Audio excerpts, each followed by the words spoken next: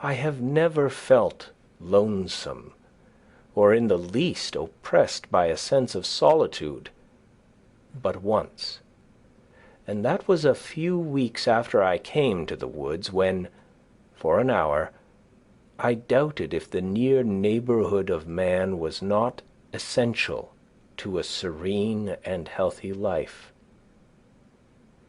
To be alone was something unpleasant, but I was at the same time conscious of a slight insanity in my mood, and seemed to foresee my recovery. In the midst of a gentle rain, while these thoughts prevailed, I was suddenly sensible of such sweet and beneficent society in nature, in the very pattering of the drops, and in every sound and sight around my house, an infinite and unaccountable friendliness, all at once like an atmosphere sustaining me, as made the fancied advantages of human neighbourhood insufficient. And I have never thought of them since. Every little pine needle expanded and swelled with sympathy and befriended me. I was so distinctly made aware of the presence of something kindred to me, even in scenes which we are accustomed to call wild and dreary, and also that the nearest of blood to me and humanest was not a person nor a villager, that I thought no place could ever be strange to me again. Mourning untimely consumes the sad.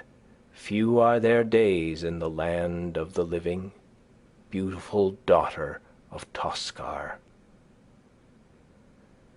Some of my pleasantest hours were during the long rainstorms in the spring or fall, which confined me to the house for the afternoon as well as the forenoon, soothed by their ceaseless roar and pelting, when an early twilight ushered in a long evening in which many thoughts had time to take root and unfold themselves.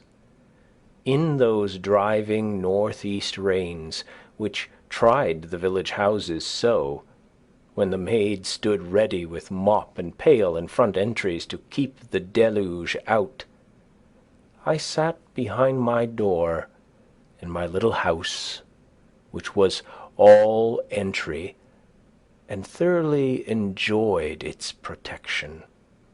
In one heavy thunder shower, the lightning struck a large pitch pine across the pond, making a very conspicuous and perfectly regular spiral groove from top to bottom, an inch or more deep, and 4 or 5 inches wide, as you would groove a walking stick.